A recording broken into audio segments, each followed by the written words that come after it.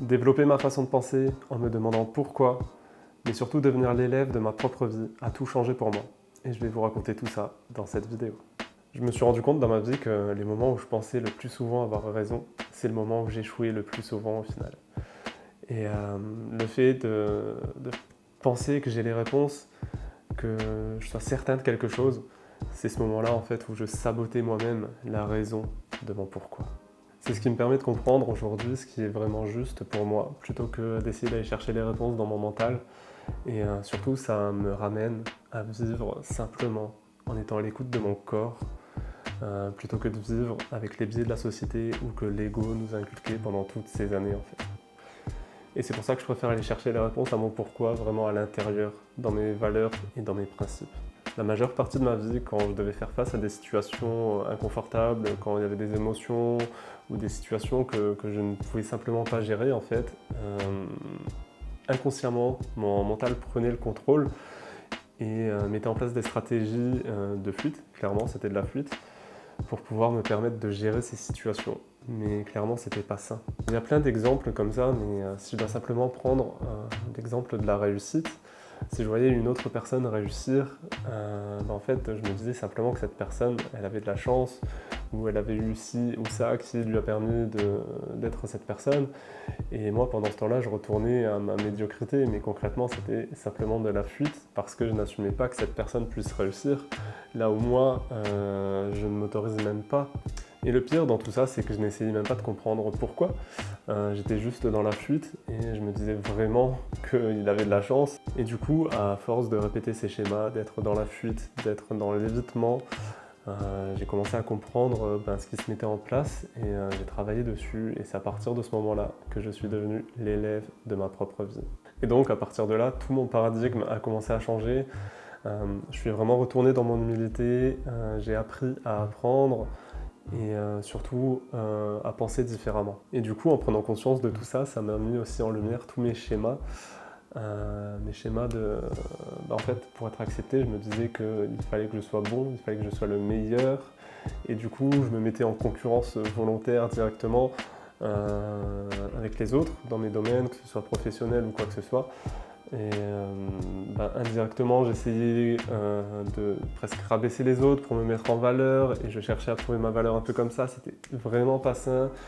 Et au final, plutôt que d'essayer de créer du lien, ça m'éloignait de ces personnes et de moi-même en fait, parce que ce n'était pas juste pour moi-même non plus. Ça nourrissait mon ego, ça nourrissait l'ego en fait, mais c'était très loin de me nourrir moi-même intrinsèquement.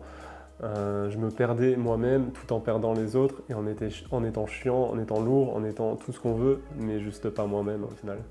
Et donc depuis ce jour, je ne cherche à entreprendre que des actions qui me nourrissent moi et me rendent moi-même meilleur par rapport à ce qui me semble juste en fait. Et aujourd'hui, je ne suis peut-être pas cette personne à succès, je suis totalement d'accord, mais je suis aussi persuadé que le seul moyen de devenir un jour peut-être cette personne, c'est de se permettre et de s'autoriser, de se donner les moyens d'un jour peut-être le devenir.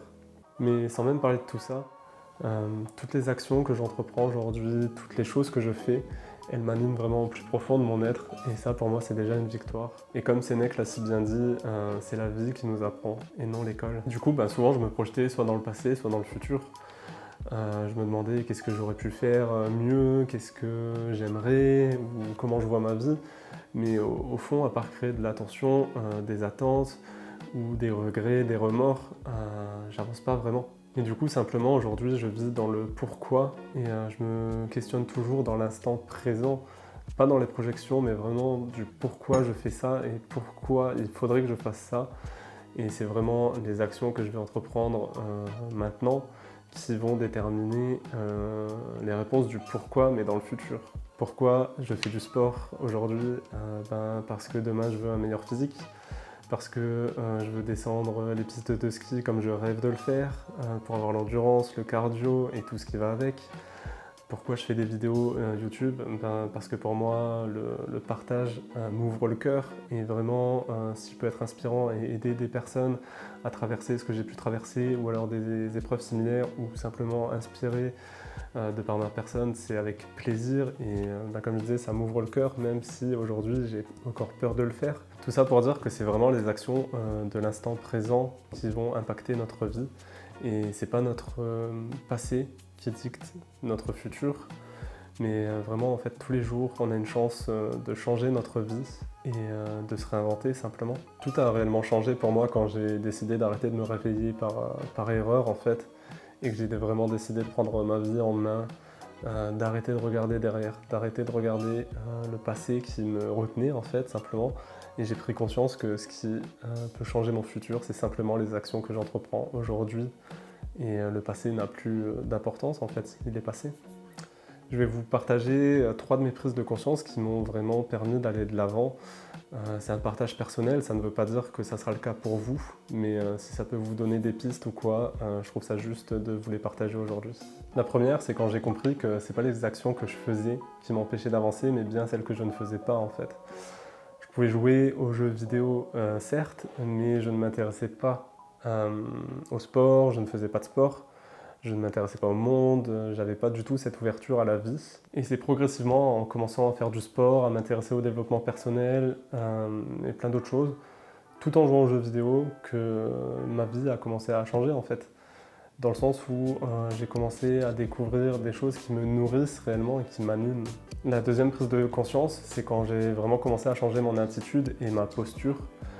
De mon statut de victime, j'ai commencé petit à petit à m'accepter moi-même, à m'ouvrir au monde et à assumer pleinement ma vulnérabilité en fait. Et donc de ma posture de victime, j'ai commencé à m'accepter et petit à petit à m'ouvrir au monde avec toute ma vulnérabilité assumée. Et en fait, c'est ces petites étapes par étapes qui m'ont permis de prendre confiance en moi. Et avec du recul, je me rends compte que c'est normal parce que personne n'a envie d'être avec une personne qui a une posture fermée, qui a une posture de victime.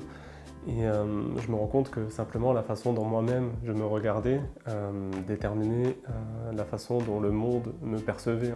Apprendre à m'aimer et faire la paix avec moi-même et toute mon histoire a vraiment été révélateur pour moi. Parce que c'est à ce moment-là que j'ai commencé du moins à sortir de cette posture de victime et que j'ai pu guérir entre guillemets.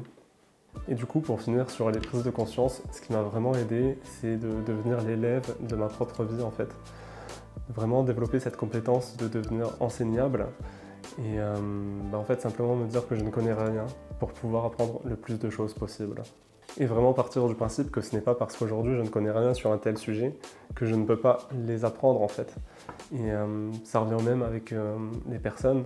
C'est pas parce qu'aujourd'hui je ne suis pas cette personne que j'aimerais être que je ne peux pas la devenir. Et c'est justement aujourd'hui en faisant ces vidéos, en faisant ce sport, en faisant tout ce que je fais, ce qui m'anime de mon pourquoi, que je m'autorise à devenir cette personne. Et pour finir la vidéo, j'aimerais dire que simplement pendant longtemps, je voulais être cette personne riche, cette personne qui avait des muscles, cette personne intéressante. Mais c'est des choses qu'on ne peut pas contrôler directement. Par contre, indirectement, aujourd'hui, j'ai le contrôle sur ce que je peux faire. Donc aujourd'hui, je peux faire du sport, je peux m'intéresser au business, je peux m'intéresser aux vidéos, je peux faire des vidéos justement pour me rapprocher de cette personne que je veux être. Et surtout, j'apprends à me découvrir, j'apprends à prendre du plaisir sur mon propre chemin. Et oui, aujourd'hui, je suis épanoui grâce à tout ça.